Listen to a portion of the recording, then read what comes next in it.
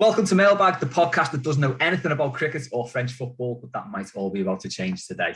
I am joined by Warren Doyle, Ryan Reynolds and Matt Flusk. Lads, how are things? Up to much this weekend? Quiet one for me. Quiet one this weekend. Just going to take it easy, I think, and enjoy Everton being back. 5 minutes after kick-off.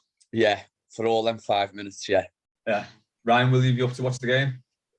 Yeah, I guess so. I don't sleep well if I know we're playing and I can't watch it. So it's 1 a.m. kickoff on Monday morning for us. So that's brutal. It's nasty. It's I'm a sucker for punishment. 1 a.m. to see us get dicked 5-0 sounds really good. So yeah. Anyway.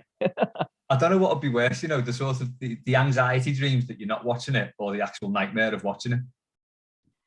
It's like so weird because like I'll wake up out of nowhere and I'm like, nah, not watching us today. Like especially during Allardyce, I was just like, I'm not getting up at 1 a.m. to watch this shit. And then you sort of wake up 5 minutes before kickoff and you toss and turn. And like I'll just have a look at the lineup, and then you just get caught into it. And then at halftime you're sitting on the couch, you're like, well, I can't go back to sleep now. I just wish I didn't wake up. This is just shit. But anyway. We think we've got it bad. That sounds like a terrible Evertonian existence, to be honest. Master, you up for the game tomorrow? Yeah. We got nothing to lose, have we? Zero expectation. So. Yeah. Why not? There's been a lot of false hope by the fact that Kevin De Bruyne is missing, which is really inconsequential in the scheme of things. It means that maybe it'll be 4 and not 5. I think that's it. Yeah, it's all right. They can just bring on the other 4 or 5 superstars to replace him. They've got. Exactly, and we're all looking to Anthony Gordon. Oh well. Yeah. We'll do a dead quick Rafa-graph. Just give me a number from 1 to 10, Warren. First one. 6.5. Ryan. 8. Matt. Let's say 5. I thought 3 because I just always think 3. There we go. We'll get on to hot topics first, isn't it? Hot topics, sorry. So, who've we got this weekend? Man City. Okay, I'll tell you what. Players who play for Everton and Man City. Ooh. So, first hot topic. What's the highest scoring game that you've been at? Andy Hinchcliffe. Good one. There was a thing on him in the week, wasn't there? An article. I read it because he's awful when he co-commentators, and he said, "I'm just being professional." Just like, mate, you hate Everton. Yeah. You actually hate us. Like, I'm not one of these proponents of people who commentate on us. They all hate us. I'm not one of them at all. But he hates us. He does. He just so you don't know if he's bitter about the way he left, or because he referenced the fact that Kendall just didn't rate him. So when he sold him twice, didn't he? Yeah, when he come in Kendall Mark 3 and got rid of him at sort of the peak of his career, I think I don't know. There's a bit. He said there was nothing in it, but maybe there's a bit of bitterness there how he left. Yeah, great left foot though. What a left foot! Yeah, tremendous left foot. He was a massive part of the renaissance under Joe Burrow, wasn't he? He was that team. You can't knock them corners near post. I mean, how many goals did we get from them? That's them 2 seasons. Yeah, unbelievable corner set piece taker. Yeah. But I can't help thinking though it is.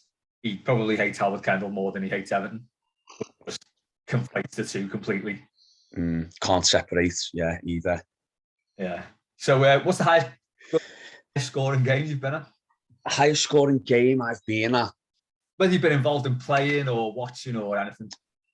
The highest scoring game. I'm trying to think of Everton ones down the years that have been and watched. Do you remember the Blackpool game? That was a great game, wasn't it? Do you remember when Sahar scored 4?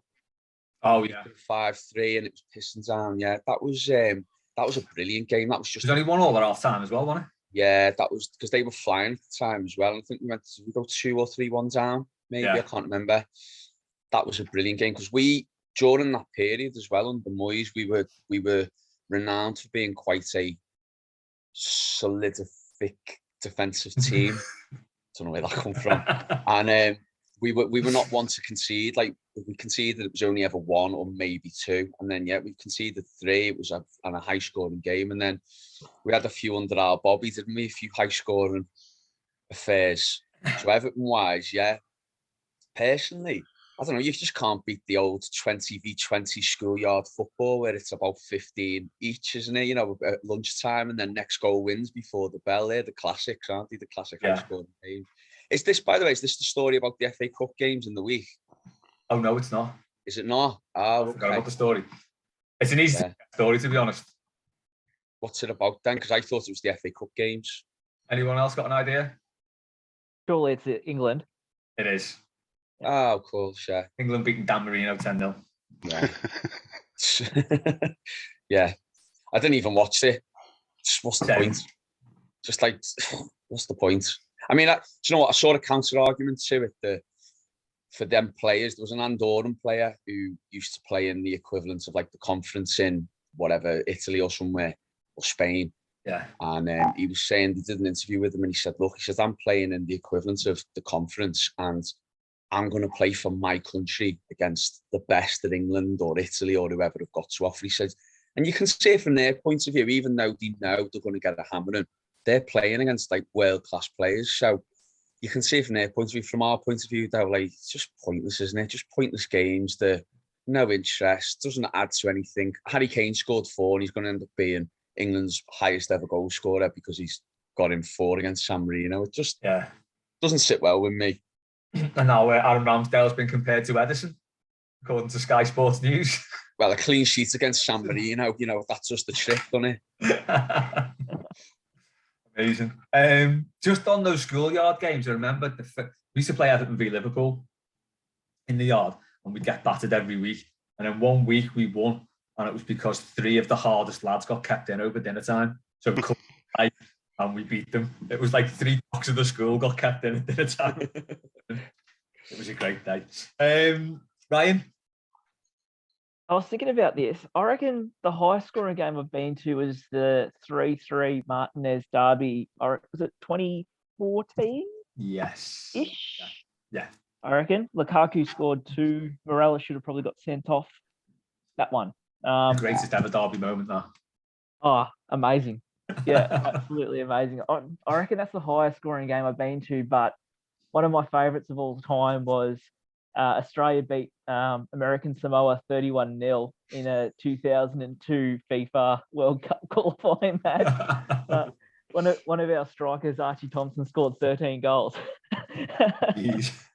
And I actually read a story on the goalkeeper for American Samoa in that game, and he said he'd regularly replay the match between Australia and put it on easy on FIFA, and then just score like 100 goals, and just so he could get his revenge like once a week. It's amazing. You can imagine him just sat there, just fuming, can't you? Right there.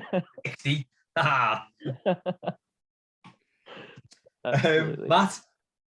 Yeah, on that 5-3 Blackpool game, there's an interesting stat in that. If I'm not mistaken, that is the only career hat-trick that Louis Saha ever scored, which means that in his whole career, he never scored 3 goals in a match. He only ever scored 1, 2, or 4, which is a bit of a weird one. Yeah. Wow. But I think the highest one I've been at would be the 6-3 against Ed Lasso's Bournemouth. Because like that was just a bonkers game. I think I actually missed the last goal. Ed Lasso. Me and my dad were like, okay, this is wrapped up. So we ducked out early, got a seat in the Winslow over the road. And obviously everyone comes spilling in. Within 10 minutes, she's on the bar, people are swimming rafters, and some fella jumps on the table, starts singing Mustang Sally. Like actually, with a microphone and everything. It was just the most surreal night. It really was. But games I've been involved in, there's not been many. Probably that 5-a-side we had last year, which probably ended up being about 45-0 to Mark Mosey. So it was just a shootout between him and Faz, to be honest, wasn't it? Yeah, Mosey does glide around the pitch, doesn't he? Oof, He's like a very silk. elegant footballer. Like silk. Yeah. Just thinking about that 6-3 Bournemouth being a weird game. Remember, I think it was Mike Walker's first game. We won 6. Swindon. Against Rugby relegated Swindon Town, but we actually went 0 down in that game, I think. Then Tony Cotter even hat-trick. 3-1. Yeah, Tony Cotter got a hat-trick. He scored he scored 3 goals in the last 5 minutes to make it an absolute run, but it was a dreadful game. We were terrible. And we just thought this new fella had come in from Norwich and thought he'd be the best thing ever, and obviously history tells that he wasn't. I think the biggest game I've been involved in, scoring wise, we got beat 11-0 one week. That was in a pre-season friendly. And then one league game, we beat a team 16-3. But the way the league does it in kids football is that you only get 6 goals. So it went down as a 6-3 win. So I was like, well, that's not really fair. Surely it should be like 6 clear goals, so it's 9-3. Yeah. So we got in touch with the league to kick off about it. And the fella from the league actually said to me, well, maybe you should stop your kids scoring in future. Oh. What? Crazy. I mean, I'm all for like benefiting like kids because it's not doing anyone any help winning 19 or whatever. But at the same time, you've got to reward the kids for winning. You know what I mean? Yeah. Not punishing them for being better. Yeah. The thing is, kids know. Yeah, kids do know. Yeah. Kids know, like, yeah. If you say, "Oh, don't worry, or 6-3," or like, "Well, they actually scored 16 goals, Dad." Like, yeah. What are you doing? One player scored more than 6 himself, so yeah, that's kids football for you. Next hot topic. What was your first job? John Stones. Go on, Matt. What's this story? Is it, I don't know, MP's second jobs? It is MP's second jobs, yeah. I was going to ask the side, but I thought this one was far more interesting.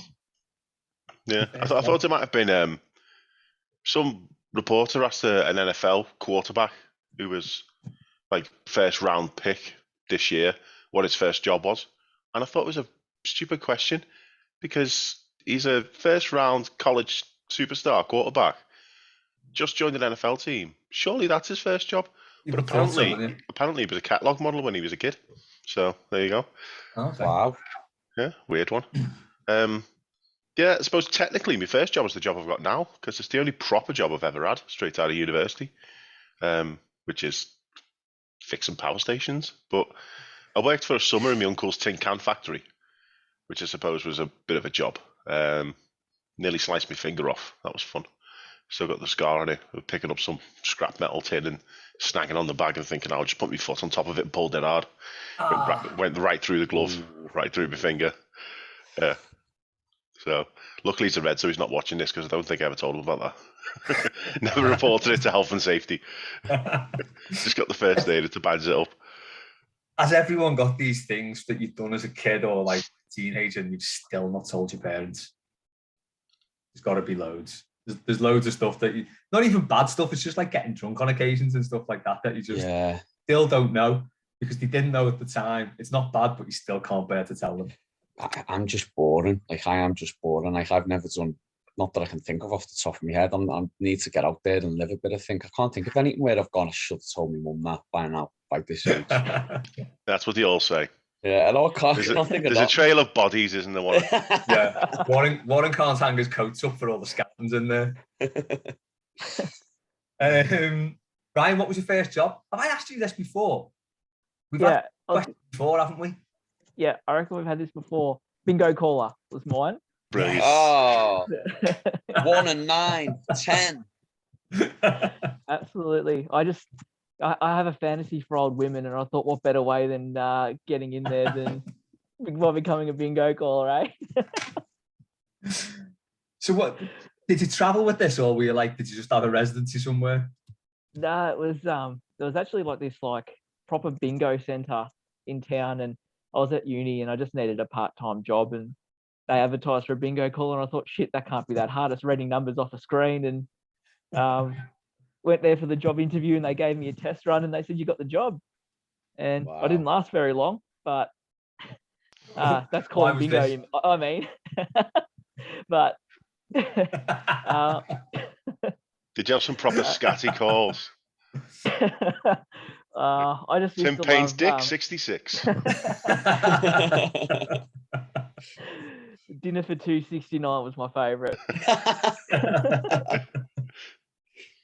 Has anyone seen the episode of that Peter Kay thing with the Yeah, so funny, isn't it? Where the old women are all getting dead competitive. Yeah, brilliant. So, Ryan, if you've not seen it, No, Peter Kay. Phoenix Nights, seen Phoenix Nights? Yeah. It's like the thing he did before that. So it's just to see. I think Max and Paddy are in it, aren't they? Mm. There's like 6 different stories of different characters, but one's a Scouse bingo caller, and it's just dead funny because all the old women are like just getting dead competitive, and he's like, as you said, it looks like he's got a bit of a thing for old women. He loves being the centre of attention with them all. Did you have any scuffles with the old birds? Oh, I tell you what, like, it's so funny. You'd watch these little old deers struggle to get in with their walking frames, and they need a hand to sit down. You start calling numbers. My God, I've never seen arms move that fast with the stamp. Those ladies, they can stamp a card. Let me assure you, it's incredible. Brilliant. Can you beat bingo caller? Oh, do you know what I said earlier on that I was bored, and I'm going to just take the wind completely out of the sails of this show here because Ryan's give us an absolute brilliant first job, and I'm going to just tone it down completely by saying my first job was a cold calling forklift truck salesman. Horrific. Like, you used to have to drive around different industrial sites, knocking on office doors. Would you like to buy a forklift truck? No. All right, see you later. And I'd only make money if I sold or rented the forklift truck. It was the worst job ever. And like, I just, when you hear something so exotic as 8 and 8, 88, and then you go from here and that Ryan did to forklift truck salesman and cold calling as well. Like, I knew then for me, sales wasn't a thing that I was ever going to do. Yeah, horrific job. Boring, tiring, travelling here, there, and everywhere, just to have doors shut in your face. And I was only, 17, 18, 16, I think I was actually 16, 17 at the time. Awful. Never again. I can imagine a forklift truck is a pretty hard sell. The thing is, a lot of people need them. That's the thing. And but they just don't know it. You just don't know it. See, I've still got the old touch back. But it was just, you want a little bit of job satisfaction, don't you? And I just had none. I just had no pleasure in it. Like, you didn't form any bond or relationship with anyone because at the end of the day, it was just a business. And yeah, not for me. Yeah, I can understand that. Mine was a video shop, and I kept all my mates in pornography. So ask us anything. Matt Jones has asked anything. I'm going to put this at the start because he is inevitably going to cut the answers to this. I don't know anything about this story apart from a little bit I've seen in group chat. I'll come to you first, Ryan, because he's an Aussie. Tim Paine, discuss. Oh, Tim Paine and his dick. What can we say? Bit of background. So little Timmy got horny, decided he'd send a dick pic to someone that he worked with at Cricket Australia. Fast forward 4 years, said dick pic makes its way into the media, and Tim Paine steps down as Australian captain. So it's amazing the kind of stuff that Australian captains can keep in their pants between sandpaper and a snag. Like, unbelievable. So that's cleared it up nicely for me, that. Yeah, that's like your 30-second run through on what Tim Paine got up to. Well, before one of the Ashes tests at the Gabba in, I think it was 2017, they said. So obviously, playing England wasn't as satisfying as other urges. But it made me wonder though, what's the most embarrassing photo you guys have ever seen circulated of yourselves? Like, that's a I great couldn't question. imagine you to be a dick pig kind of guy, Les, but Warren or Matt, maybe. I don't know. I don't know you so enough. Ryan, I mean, I mean, that's almost slander, Ryan, to be honest with you there. Right. Worst picture I've ever had of myself? Don't know. What about you? Like, Les, you shocked as a kid. Yeah. I was say about dick pics. I was weirdly talking to Jay about this very subject the other day. Because in his form lesson in sixth form, they were talking about sending nudes and that, doing that sort of thing. Like, it's like really do not do this, kids. Don't do it at all under any circumstances. So we had like a whole hour talk on this very subject. And I was just saying to him, look, aside from anything else that it could come out again, it could get safely, whatever, there's actually no way to take a nice picture of it. It's just going to look horrific. So just for that. because you're not going to get a good one, so don't bother. And we kind of agreed, that's fair enough. I think that's sensible chat. I think they need to make like a Snapchat filter for dicks. Just, I don't know, like something to make it a little bit better. Like wings onto something. Or maybe it could be a filter, like does it like the drawing?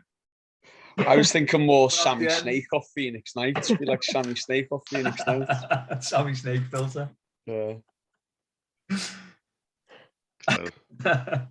I can't think of an embarrassing photo other than just ones my parents have taken where it just looks stupid. I do remember when my last day of sixth form was the day after they won in Istanbul, and this has just come to me now actually. And I had a picture with one of the teachers, and I didn't realise behind me they put a Liverpool flag behind me, and I'm smiling away like that with one of the teachers. And then I saw it afterwards, and let me just say, the air turned blue. I was fuming. Because like obviously that has happened the night before anyway, and you weren't feeling great about it anyway. Yeah. Oh, that was it. I had to go away and calm down after that. That was not a nice thing to do. So that's probably the worst picture I've ever been. Luckily, that picture doesn't exist anymore. I made sure of it. Made sure of it. That picture had to go deleted. Good. Yeah, sounds terrific. Matt, have you got anything on Tim Paine or embarrassing pictures? Embarrassing pictures. It's not been circulated, thankfully, but there is a picture in existence which it does look like I'm blacked up. It's because it was a Halloween costume, and I had this like rubber scary mask thing, but the eye holes were quite big, so you could see me skin underneath it. So what I did was I just got black paint and like just covered the eye bit with completely black paint, and then I had the mask over it, and then I had like a black suit on and a black top hat, and I was doing this event for. I've seen that. I've seen the picture of you in the suit. It's terrifying. Yeah, but the problem is, I had to drive back from it down the M58, and I couldn't wear this mask because obviously I couldn't see my peripheral vision, so I had to take the mask off. So I was sending videos to my mate of like funny music in the background, like the Undertaker's theme and like banjo music. But then it occurred to me that I'm driving down the M58 with a face covered in black face paint, wearing a top hat. I look like Al fucking Jolson. Al Lazaru. Yeah. But luckily this has not been circulated, so I think I'm going to go on all my Google Drives and make sure I delete it and head off any future possible political scandals if I ever go into that line of work. Oh, that's it, isn't it? Yeah. Liverpool CLP. Yeah. But no. But when it comes to Tim Paine... Oh, go on. Go on. Sorry, go on. You carry on. No, I was going to shift on if it's on this. All I was going to say was, hasn't this week with what's been in the news with Tim Paine and other cricket stories, hasn't it just made you think, I need to review old Facebook, Twitter, tweets, just in case anything ever comes up. Now, I can honestly sit here and think I don't recall ever messaging anything along the lines of, like, I can honestly hand on heart say that. I'm sure someone now listening's like ready to dig up my old tweets right now. But like it makes you think, doesn't it? Like you've got to be so careful online now what you do and what you say, because you don't know how and who is watching or who saves it. And it's a lesson. I mean, to go serious for a minute, it's a lesson for all of us, isn't it? Yeah, throwaway comment when you pick. Yeah. Yeah, and really the best way to avoid it is don't do a racism. This is it. Yeah, it's quite easy. But yeah, the Tim Paine thing overall, it's typical Australia, isn't it? They can't let England cricket have the limelight for 5 seconds for anything. England cricket is in complete meltdown with an institutional racism scandal, and then out of the blue, everyone in England wakes up, looks at the phone and go, oh, Tim Paine's resigned. So, can't let us have the limelight for 1 second. But being serious, there's different accounts of what happened. Like some people just said, oh, he exchanged messages and sent dick pics, and it's between him and his wife and everything. But this woman did make a complaint to Cricket Australia in 2018, and they had an internal investigation and basically said, it's not really a thing, but we're going to keep it completely secret anyway. We're not going to let this get out, and then sat on it for 3 years. And he was sending these messages and these pictures to someone who realistically was a subordinate in the organisation to him. So it was an imbalance of power. And he sent it a month after the Me Too movement blew up. So it was not even a case of, like, they're calling them historic messages. And, like, it's not historic. It was right in the middle of this big, Yeah. massive global thing. And then he's like, you know what I'm going to do? I'm going to send a picture of my dick to this intern. It's just, what was he thinking? This is the thing, isn't it? This is the thing that you can't just brush over. It's onto power that's the important thing. Yeah. That he's, an international cricketer, and she's just working in Australia cricket. Say she was an intern or something? No, I just said that there's no details been released about but even so, what her role was. Yeah. She's not his profile anyway. So it's sort of imbalance of power. It's like, well, what do you do with that? And like these fellas, you see more professional sports people now getting called out for stuff like this, because you guess for years, a lot of people have been getting away with it purely because of their standing in sport, in society, and whatever.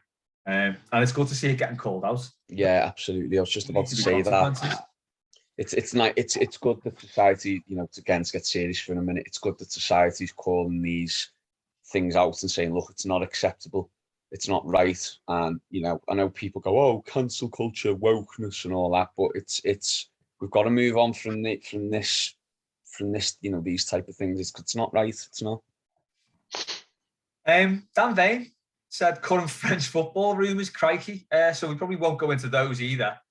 Other than to say, I saw this story today that a French lower league goalkeeper was sent off for peeing in his goal.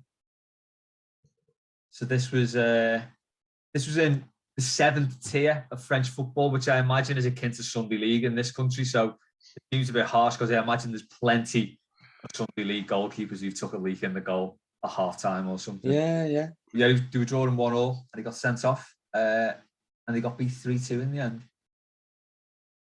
But I mean, when you've got to go, you've got to go. Exactly. Yeah. I remember seeing one fella at Sunday League. I think he just done a dump somewhere off the pitch. This was in like a park, so I think he'd gone in the trees and done a dump. And then he sort of came out. Do you know the way dogs wipe the bum? Dragging himself along the floor. Dragging the bum along Gary the floor. Lineker. Yeah, basically, he came out doing that. It was like, safe to say, he'd had a big night the night before, I think, and he was still very, very drunk. There's some amazing Sunday League stories, isn't there? That's pretty standard Sunday League. It's the culture, innit? It's the culture of it, hungover and them type of stories. That's what goes on. Yeah, I had some weird experiences at Sunday. Yeah. Just on the French football thing, won't go into any detail. There's a massive list of weird things bordering on like the QAnon. The journalist who it's been attributed to has actually come out and said, I did not say any of this, really. It's just one of those like screenshots that goes around Twitter like wildfire, and then they put a credible name at the top of it. Oh, right, okay. So it's all very outlandish. Right. But believable because it's French. Yeah. Anyway, Laura has asked, how good are you at DIY? And what was your last DIY project? I've been painting, hence the question, blue paint only, of course. Matt, I'll come to you first on this, because you said a DIY story. Yeah. I like to think, probably foolishly, that I can fix anything.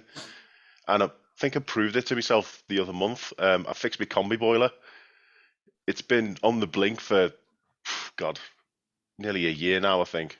And the hot water just wouldn't kick in. But I managed to frig it a couple of months ago, where I'd put the heating on all the time, but keep it on the minimum temperature. So it wasn't actually heating up the place, but every 30 seconds or so, it would just switch on for about 5 seconds and off again. So that way, I could trick the hot water into coming on. But then I had a 5-minute power cut about a month and a half ago, which knocked that off. And try as I might, I couldn't get it to work. So I managed to find a second-hand pump on eBay, and I just ripped the front off the combi boiler. Didn't go into the gas bit, just the bit at the bottom with all the pipes. And I just had a look around it, looked at all the pipes and stuff. I've worked with bigger boilers than that. So yeah, you know what? I'll have a go at this. And I managed to drain it, get the old pump off, get the new one on, rinse out the new one. Say new one, it was all rusty and ancient. But I managed to crack that on there. And yeah, now it works. Managed to fix my central heating for £30 instead of buying a new boiler for £2,000. Amazing. I can smell the testosterone through the screen here. Yeah, I'm made up now. It's winter because I was really I was getting cold showers for about. And I know you said you like a cold shower, Les, but I mean, ice cold shower every morning. It was just, I was getting the train to the office where we've got a shower for the cyclists just so I could get a hot shower every now and again. Yeah, I'm back on It was hot that showers now. bad. It's winter, by the way. I just finished with a hot shower. Yeah, it's just grim. Some skills that though, man. But then you did say you fixed power stations, so a boiler should be pretty easy, really, shouldn't Yeah, we'll work with bigger boilers than that. it? Ryan, you also said Laura been speaking to Holly about this. So what have you destroyed in the house? Look, I know this doesn't make good radio, but you guys can see it. Can you see how beautiful my hands are? Lover's hands. I could Lover's honestly hands be, then. yeah, I could be a hand model. They're this perfect, and you don't get perfect hands like mine by doing manual labor. So there is no fucking way I am doing anything DIY. Am I going near anything DIY? And will I ever go near anything DIY? And I embrace it. If there was a man school, I would be sent to man school because I can't change a tire. I wouldn't know how to drill something. Painting, you can get fucked. I'm not doing any painting. I'll What hire about someone to do it watercolours? if I need it. Well, maybe a bit of finger painting. Does that count? but so if anything does go wrong in our house, my wife Holly, she fixes it. So our cupboard broke not long ago. She got the drill and the putty and the spare wood and whatever else and did whatever she needed to do to fix it. I just don't go near it. It's the best, isn't it? Yeah, I'm probably the worst man alive. People would look at me and go, "You are wasted with all that testosterone, Ryan." But whatever. Mate, I am your northern hemisphere spirit animal. I'm telling you. I'm with you. Two cheeks of the same arse here, mate. Honestly. I in a moment of insane masculinity, I decided that I'd rip up our decking before we got some new stuff, and I actually nearly fractured my skull with a sledgehammer doing it. So I've got a picture of it, an absolute belter. I was just taking swings at this, loving life, smashing up this thing, this decking. The hammer caught the washing line, which I didn't realise was right. I took a full swing, it hit the washing line and went bang, right in the face. Louise was looking out the window and she said, I just flew off my feet like a cartoon character. I on my back and then just jumped up and something must have released in my brain because I was hyperactive for about the next hour. I was properly on a massive high. I'm fine, like bouncing around. Dead weird. Really strange. Yeah, that's why I don't do stuff. Why are you taking decking apart with a sledgehammer? Because that's all I had to. Well, what else do you use? It was like it needs destroying. A saw? Things. I don't know. Like, assuming it's been outside, it's going to be wood that's got wet quite a lot. It was quite rotted though. Anyway, it well, turned to shit. So I was just smashing it up. Yeah, I don't do any manual jobs now. I've got some wood. I'm just going to hit it with a big hammer. There you go. Oh, you want to see me attempt at the boiler, Warren? Oh, I am what Ryan's just described. That is me. You said it there, Les, as well. I am the same DIY. Where Matt's just saved himself $2,000, I'd be that person who rings up the builders or the gas man and go, "Yeah, and I'll pay the $2,000 happily because I'm not." No, I can't do DIY. So yeah, forget about it. If you want your work to, and I'll get someone in. I'm not doing it myself. No way. There's a reason people do it for a living because they're good at it. Pay them. Exactly right. Yeah. I always remember one time that we had a flat tire and we're in the middle of nowhere, and Mrs. and I were sitting in the car, and she looked at me and I was like, "Well, I guess I better call the roadside assist then." And she goes, we just started to go out. She goes, "What do you mean?" I was like, "Well, we've got a flat tire." And she's like, "No, I'm changing it." So I sat in the car and she got the jack out. Changed the tire for her. She was like, "You're a disgrace." But anyway. You're not, Ryan. You're not. I hear you, brother. It was cold outside. I wasn't going to get a chill trying to change a tire. No, bloody hell. No way. As you've proven, you're a man where it counts. I'll send you a dick pic to prove it, mate. Just put a filter on it. Colin Jones has asked, I think this is Matt's dad, who is the best football commentator? For me, it has to be Clyde Silversley. Warren, who is it for you? I was prone to a bit of Motti when I was a kid because he did the Everton official history video and he was just a classic voice. But as I've got older, I've really appreciated how good Barry Davies was. He did obviously the 95 Cup final, a lot of classic moments in his commentary. I just think he's an excellent commentator. And I've got to add at this point, there is no better co-commentator on earth than Ali McCoist. He is unbelievable as a co-commentator. So if I could have a dream commentary team of Barry Davies and McCoist, how'd you beat that? Tell me, because I want to hear it. Oh, that sounds good to me. Who's your worst one? Who's your worst co-commentary team, be? Worst co-commentary. Jermaine Jenas. Jermaine, I'll name all the players by their first name, Jenas. And I don't know what. In the main, I think there's got good, decent commentators out there. I don't know. I don't like Sam Matterface. I just think he's very bland. Yeah. I mean, no, there's no uniqueness there. There's nothing. I mean, you think of the commentators down here, Brian Moore, Motti, they all had something unique about them. Matterface and Jenas. Oh, awful. That would be terrible. Do you know what makes a really good commentator? When they can get the inflection just right. Yeah, the level of excitement as they're talking, because that's so hard to do. If you've ever tried to just commentate on a game, maybe you've not, maybe it's just me. When you try and reach that excited pitch, it sounds so false, and it's so hard to get right. And you hear it with some commentators, they can't just quite get it, and they sound a bit weird as the tension builds up in a move. But yeah, the best commentators get that inflection and that pitch just right.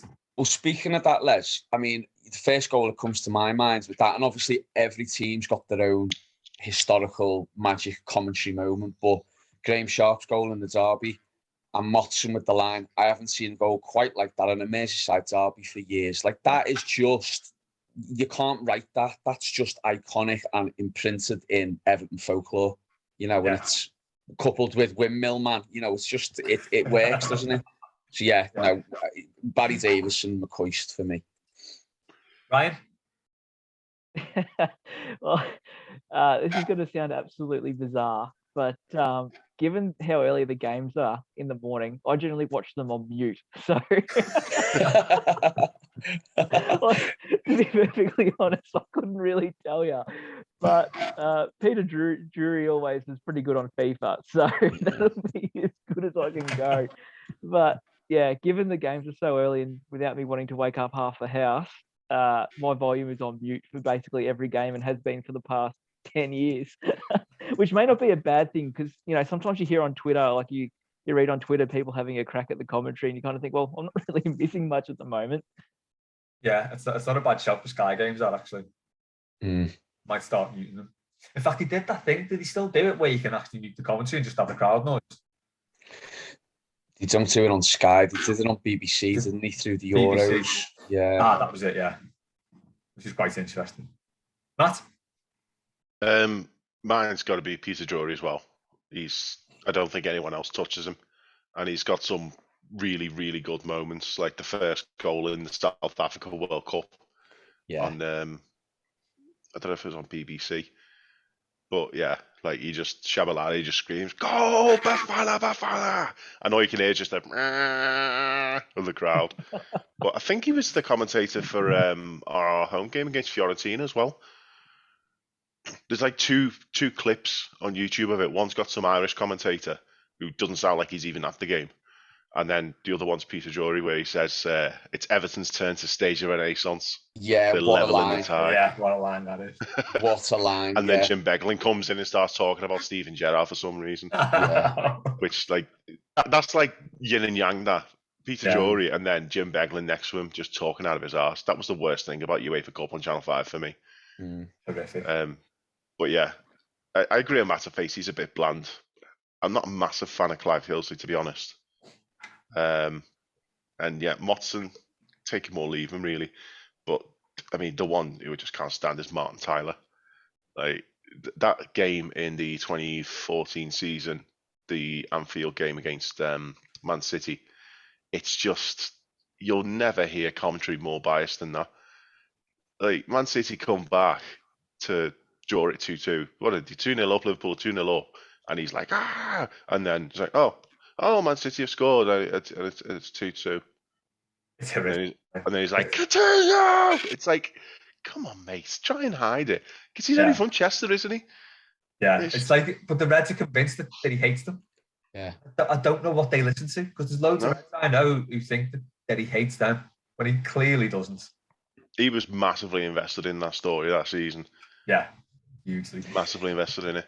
Do you know what? I do have to say, I'm not a huge Tyler fan, but the night Duncan scored against Man United 10 years on, and Duncan Ferguson 10 years on, and Goodison is shaking. I mean, that was a good line as well. Yeah. So I'm agree with you. He's not my favourite by any stretch, but that was he was on form on that game. Yeah, that is a good bit of commentary actually. Last question. Who was the sorry. Hang on, who was the commentator for the 2-0 derby with Kale and Arteta?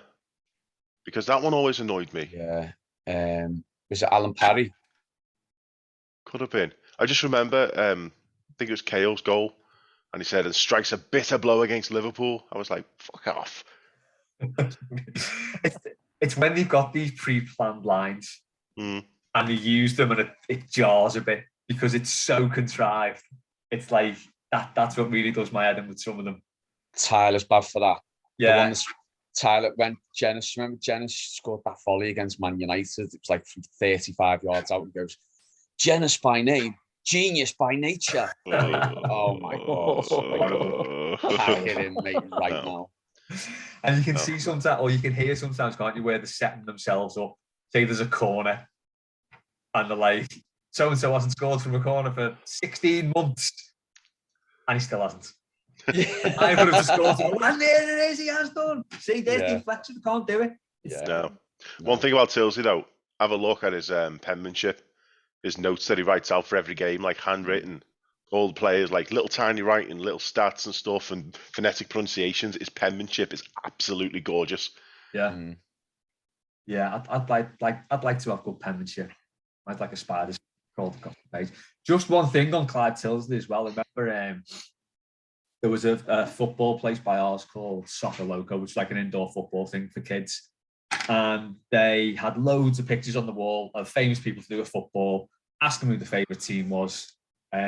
Just ask them a couple of easy questions, just for the kids to see and relate to. And they put not Clyde Tilsley. Who was he talking about then? What's his name? Off Sky? Martin Tyler. They put Martin Tyler's up, and he wouldn't answer any of the questions. He's like, "Sorry to be a sourpuss, but I don't answer questions like this." But the people at Soccer Loco actually put this up. Put it on. Just to make it hit out to him. It was great. Brilliant. Last question. Keith, what's the worst food or drink you can think of being microwaved? Ryan, I bet you've got an absolute doozy for this. Worst food microwaved? Oh, it has to be steak. Oh, God. Yeah, like a reheat of a steak in the microwave. That'd be pretty bad. Or fish. Or a sausage roll. Microwave sausages are terrible. Yeah, just something like that. There's nothing in particular that I'd heat up in the microwave that I think would disgust anyone else. I think I'm pretty normal in that regard, which might surprise a few people. Surprise me.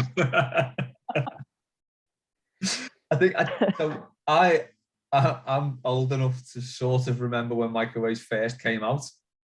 Bloody hell. Or certainly when people started getting them as a fixture in the kitchen. So they've probably been around for a few years, but no one really bought them. So I think in the sort of early 80s, there was a bit of a boom in microwaves. It's like, look, I can cook your food in seconds. I just remember my dad cooking some sausages in it, thinking like, right, we'll have sausages that be done in 30 seconds. And they were done, they were cooked, but they were just like rubber. Absolutely horrific. It still sort of haunted me, and I don't trust microwaves so much. I do know, like, they've got like a roast function. Sorry, microwaves have like a roast function on them, and I've never been game enough to try roast in the microwave, but surely it can't be good. Yeah, because they've all got like the convection thing and that, haven't they? They're meant to work like a normal oven, but I just don't trust them. Nah. No way. Have you ever had the microwave roast dinner? It's horrific. It's terrible. It's just not the same. It's so weird, isn't it? It's just like cardboard. It's horrible. That'd be like real Rob Vera levels, wouldn't it? Rob Vera would love a microwave TV dinner roast, surely. TV dinner. He would with a cup of iced tea. Little tray. Yeah, that'd be peak American Rob, wouldn't it? With his turkey on Thanksgiving out of a microwave, surely. It's turkey out of a tin. Have you seen those Christmas tinners? Oh no. It's Christmas like, dinners in a tin. Yeah, and it's like Oh. layered. So you've got like the peas and gravy at the top, and then like your turkey, and then you've got like Christmas pudding at the bottom. Jesus, that's worse than space. If you Google search Christmas tinner, it'll come up in Google Photos. Sounds dreadful. On a budget this year though, so It's probably some of the worst stuff you'll ever see. Jesus Christ. there's the picture. That is pretty grim. It's shocking, isn't it? Yeah, I don't know what's worse, that or the actual tin chicken from the States. Oh, just the thought of it. Thought of it's not a meal. There are some foods that shouldn't be canned. No, definitely not. Warren, what microwave food? What's the worst thing you can think of? Do you know what? We haven't got a microwave. I don't use one. We just, we try and heat everything naturally or whatever. But I do have to say this. I'm going to give everyone a little tip here. In the Well, sun. you know what I mean? Yeah. Warm up. It's with a big lens on it. I'm like that with a magnifying glass, putting it up to the sun on top of my food to warm it up. Fire, 2 sticks together like that. Rubbing 2 sticks together on a fire. Yeah, naturally. I'm going to give everyone a tip here because this is what we do, and it's changed my life. When you buy pizza, whatever you bought pizza from, the next day, instead of reheating it in the microwave, do it in the oven for 10 minutes. And I'm telling you now, it'll taste as close to as you bought it. Don't do it in the microwave. Do it in the oven for 10, 15 minutes. And I promise you, you'll never put it in the microwave again, ever. I'm gonna say Domino's done like that tastes better than it did the night before. If you do it in the oven, yeah, do it in the oven. Not it the goes microwave. a little bit crispy, doesn't it? And I don't know. But when you do it in the microwave, it's like the cheese just melts too much and it becomes soggy. Whereas when you do it in the oven, it keeps that firm, like that you get it when it's fresh. But obviously it's not fresh, but it tastes as close to much better than the microwave. So that's my little life hack for everyone. 100% with you on that. Matt? Working in an office, I'd have to agree with Ryan. Fish is the worst one. I've got this colleague, Don, the old boy from Glasgow, and he's like, his family's from the Hebrides, so he loves his kippers. And he'll bring kippers in and put them in the microwave, and it just blasts out the whole kitchen for the whole day. And he just doesn't care. He just bounces around. He's like, I've been here for 1 billion years. You can't stop me. But no, the one for people to remember with Christmas coming up, when I was about 7 or 8, my mum decided to put the Christmas pudding in the microwave, but it had a brandy glaze on it. And that was a mistake. It was in there for about 15 seconds and it just caught fire. Oh. Yeah, like the whole microwave was just completely ablaze. We were like, oh, okay then, get the fire extinguisher. Like, yeah, of course we haven't got a fire extinguisher. Who's got a fire extinguisher in the house? So just had to throw it out the kitchen window. So do not put a Christmas pudding in the microwave with a brandy glaze. I've just got an image of you just picking this flaming microwave, launching it into the garden like something out of The Simpsons. Yeah, so do not do that. Yeah, don't put your tin Christmas dinner in as well. That's tin anyway. That's it for this week. It's blown by. Thanks, Jen. Flew again, yeah. What a show. There you go. We've got the whole of Saturday to play with. I'm going back to bed. Yeah, might as well. Thanks to Ryan. Thanks to Warren. Thanks to everyone who sent questions in. We will catch you next time on Mailbag.